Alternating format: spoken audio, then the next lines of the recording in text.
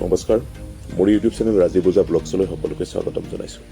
আজি চাবলৈ ওলালোঁ শ্ৰী ৰঘুপতি চিনেমাখনক মই মোৰ দৃষ্টিভংগীৰে বিশ্লেষণ কৰিলে মই ক'ম যে কাৰিকৰী দিশৰ পৰা এখন অতি উন্নত মানদণ্ডৰ চিনেমা। হাঁহিৰ মাজেৰে ঘটনাক আগুৱাই সকলোকে ৰহস্যৰ মাজতে ৰাখি কেতিয়াবা দৰ্শকৰ মুখত হাঁহি, কেতিয়াবা চিঞৰ, কেতিয়াবা সকলোকে মৌন হৈ ভাবিবলৈ বাধ্য কৰাইছে। অভিনয়ৰ কথানো কি ক'ম, যি কাহিনীৰে আৱেগৰ চকুলো বোৱাই নিজকে চৰিত্ৰটিত সুমুৱাই ল'ব পাৰে, তাতেই কাহিনীৰ পূৰ্ণ সফলতা প্ৰাপ্তি ঘটে। হেঁপাহ পলোৱাই উপলব্ধি কৰি এই কথাত ক'বলৈ গ'লে ৰবি শৰ্মা আৰু তেখেতৰ টীমে সকলো ফালৰ পৰা এখন নিৰাশ নহ'বলগীয়া চিনেমা দৰ্শকক উপহাৰ দিছে।